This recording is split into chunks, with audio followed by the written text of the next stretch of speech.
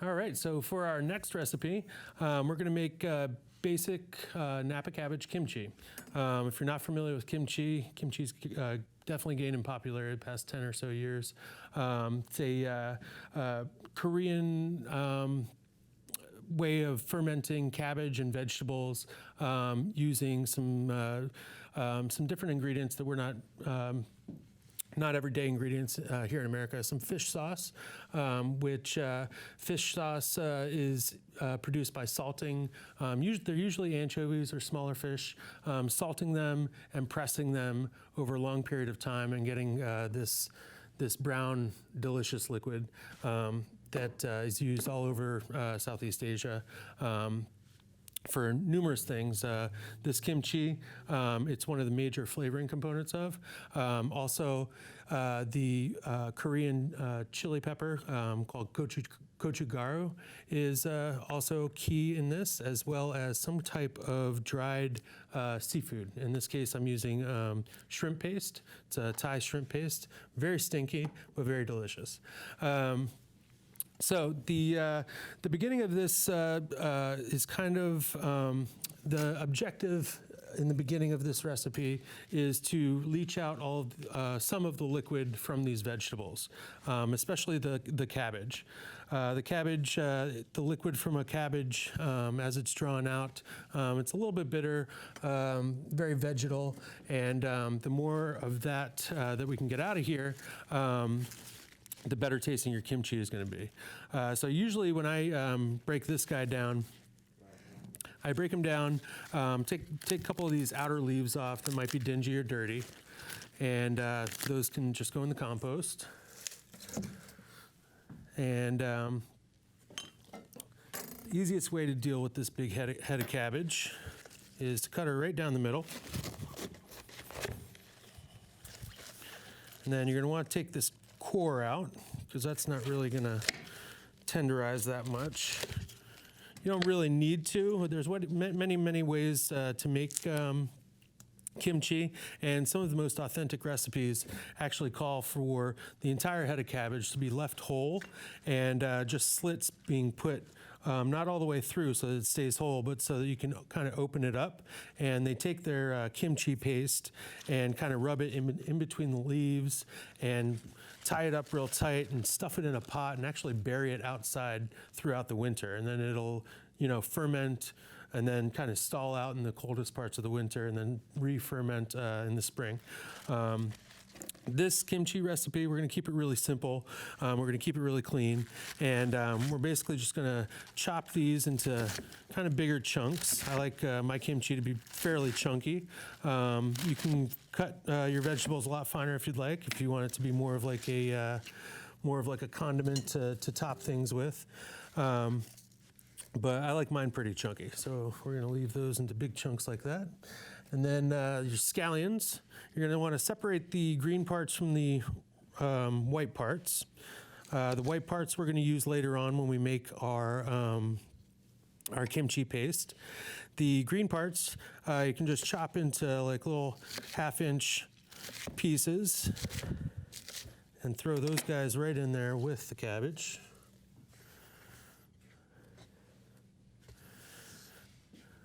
And the recipe calls for daikon radish. Daikon radish is a larger radish in the radish family, white radish, and this time of year you can find them. They're definitely not grown locally. They may have been cellared over the winter, but these guys, these globe radishes are popping up right now, so we're going to use those instead.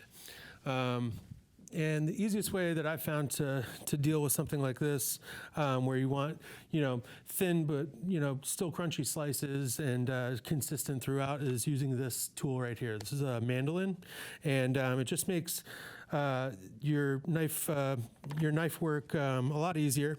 I usually take the little ratty tip off of there, and then you can literally just set this to your preferred width and just go right in your bowl with it. Very easy, very quick.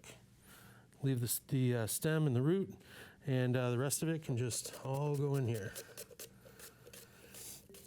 So another thing I want to mention with the kimchi is that kimchi, like I said before, many different recipes. The versatility of kimchi is amazing. You can kimchi just about any fruit or vegetable. It's all about this kimchi paste. This kimchi paste will aid in the fermentation. It's also going to give loads and loads of flavor. That's where you're going to get your heat. I like my kimchi really spicy. Others like it a little bit more mellow. But that's really the key to a good kimchi, is having your kimchi paste right on the way you want it and leaching out some of the liquid that's in these vegetables. If you do those two things, bound to come out with a really nice kimchi. All right. And then carrot.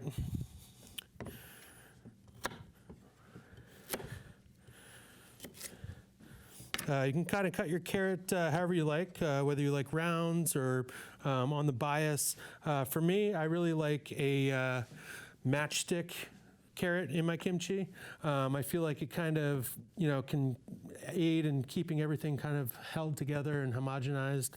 Plus, you can see it, little different shapes in there. I think are kind of cool. So basically just, you can do this with your knife or with the mandolin, either way. But I like the appearance and texture of the matchsticks.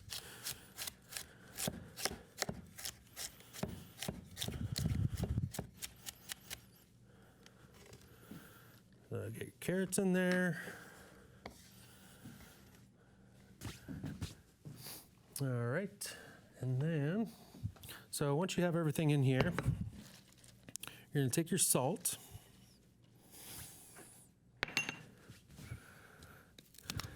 And you're going to salt pretty liberally. I don't even measure my salt for this portion of the kimchi making process. I just put a good amount right on the top there. And then mix it up really nice. I would not use iodized salt in this recipe.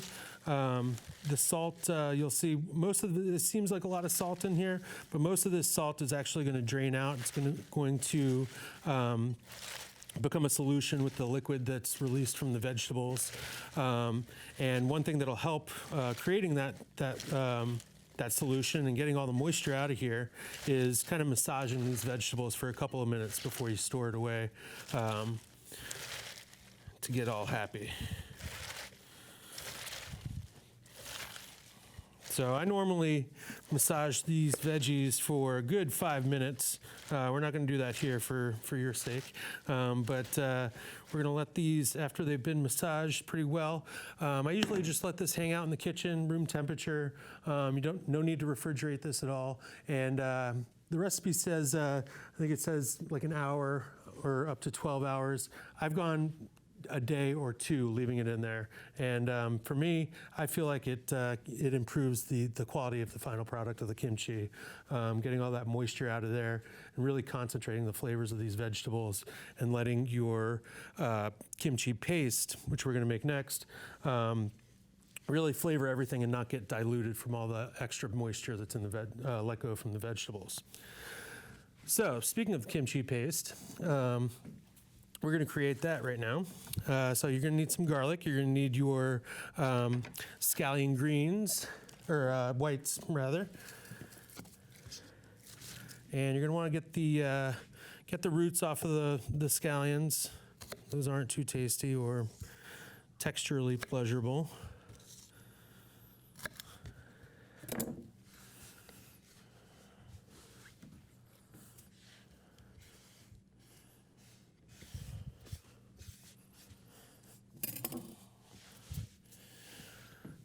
All right, and you don't even need to chop these guys up. You can throw it right in your food processor. This makes this process very easy. Same deal with the garlic. Just get your cloves right on out of there. Take the skin off of the cloves.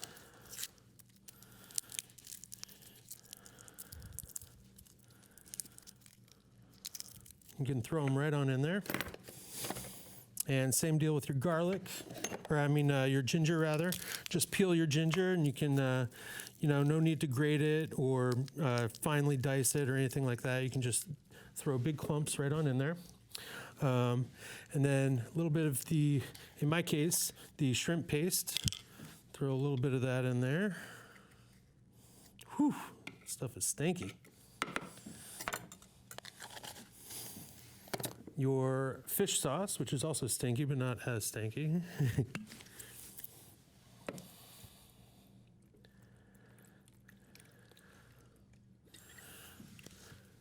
Your sugar, which is gonna, so the sugar in here, you're not adding it to add sweetness per se.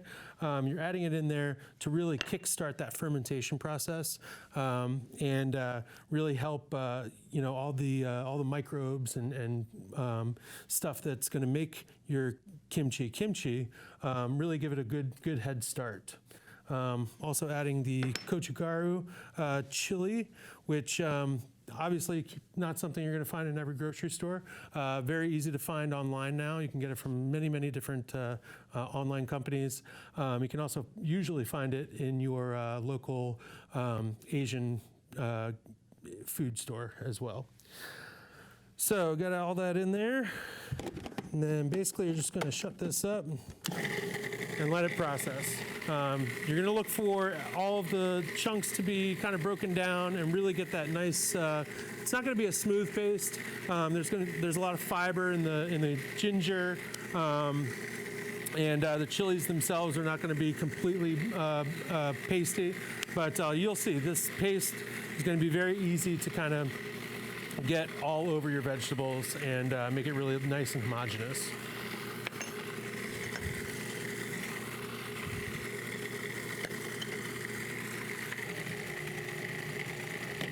All right, a little bit more. Still see some chunks of garlic and ginger in there.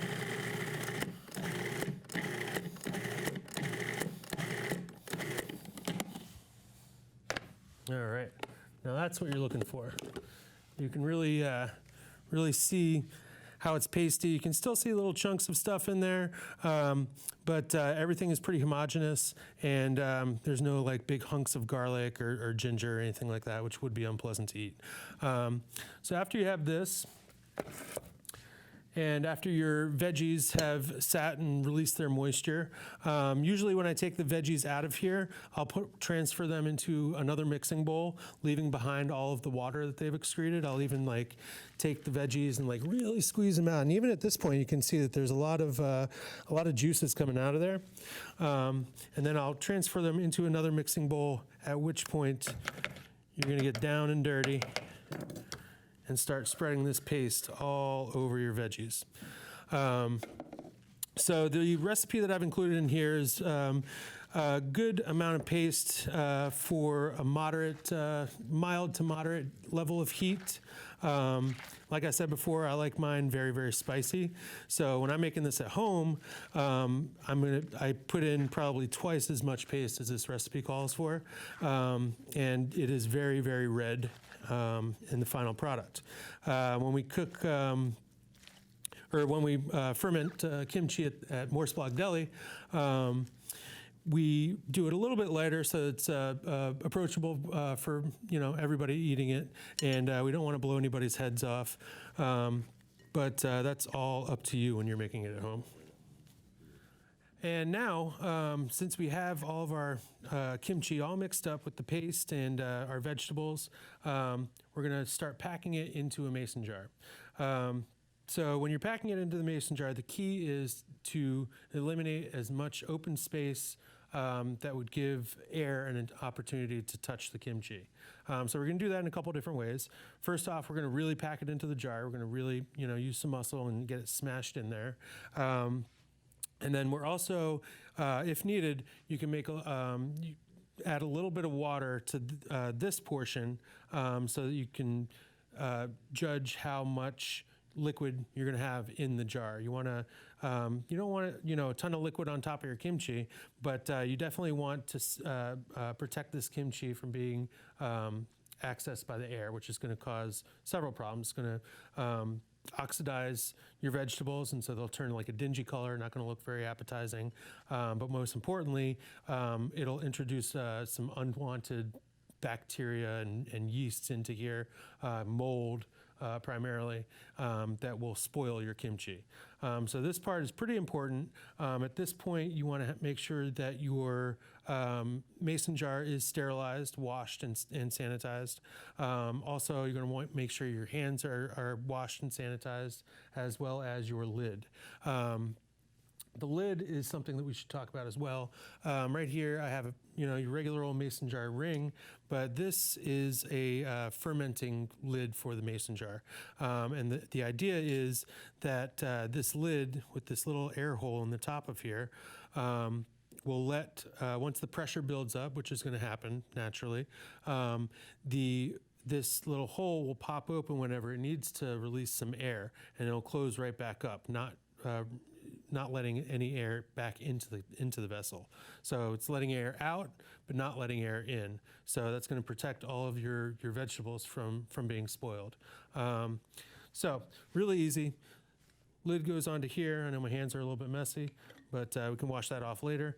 And you're going to grab your mason jar and just start stuffing your vegetables in there. Normally, your vegetables would be a lot softer. These are really rigid because we didn't let it sit here and let that salt work at it too long. So just know that it'll be a lot easier for you at home to stuff this stuff in a mason jar and get it really compact after it's been sitting for a while with all that salt in there. So you just want to stuff it all in there, get it in as much as possible. You can even use, a long spoon, or, if you have a muddler or anything like that, or even if you have a French rolling pin, that works really well to get into the mason jar and really pack that stuff down. You don't want too much extra space in here either. I probably wouldn't use this jar for this amount of kimchi normally. And then, so after it's all packed down in there as much as you can, you'll be left with some liquid from your kimchi paste and any liquid still coming off of the vegetables. This liquid is what you're going to want to use to make sure that your kimchi is covered by liquid. If you run out of liquid, like I am here, obviously, because it hasn't sat long enough to release all that liquid, you can add small amounts of water just until the vegetables are covered up. And at that point, you just pop your lid on here, and you can run this under the sink with some, tepid water, just to get, clean up the outside, because it is going to be a mess. And then just let this hang out in a dark, place. I usually, when I'm making kimchi at home, I usually just stuff it under my sink in the cabinet and let it go to do its work. Let it sit there. The amount of time that you let it sit there is totally up to you. Depends on how funky you want it. It depends on, what kind of texture you want your vegetables to be. The less time you let it sit, the crunchier your vegetables are going to be, but the flavors are not going to develop as much either. I would say standard, at least a couple of weeks. When we make kimchi at Morse Blog Deli, we usually let it sit there for almost a month, which gives it a really, really good depth of flavor, and kind of lets the whole thing kind of take on its own homogeneous flavor, instead of the radishes tasting like radish or the onions tasting like scallion. It really kind of melds all those flavors together and gives you something that's more than the sum of its parts. And like I said before, kimchi is much more than just a recipe. It's kind of just a way of fermenting things. That kimchi paste, I use the same kimchi paste that we use here in these other types of kimchi that I've made. This is Chinese broccoli and carrots. Also have some scallions and garlic in there. But this is a really interesting kimchi. The carrots that I used were baby carrots from the beginning of this past fall. Chinese broccoli is something that is very interesting when it ferments and gets that spicy kimchi flavor to it, but it still has a good good crunch and texture to it. So that's a really nice one to use in like stir fries or even just eating out of the jar. It's really nice. This kimchi, we used some Swiss chard, and this kimchi is more of like something that you would add to a recipe, something that has kind of a monotone flavor. It's again really about that kimchi paste is where most of the flavor comes from. Has a nice semi-crunchy texture, and yeah, just very, very delicious, and can be used in many, many different recipes to just give it another level of flavor, a little spiciness. But like I said before, you can kimchi just about anything. Another one of my favorites is just taking your kimchi paste and some sliced cucumber, just mixing it up and letting it sit. That's a kimchi that I like a little bit on the younger side. Keep the texture of the cucumber nice and crunchy with that like fresh cucumber essence, which I think contrasts really well to the deep dark kimchi paste flavor. So yeah, experiment with kimchi. Use that paste recipe as a base. Build on it. Switch out, some ingredients. You can, instead of adding just regular sugar, you can add, palm sugar or even maple syrup. Anything that'll aid in the fermentation. Like I did today, instead of the daikon radish, I used a different radish. But really, you can throw anything in a kimchi, and chances are, if you do it properly, it's going to be pretty tasty.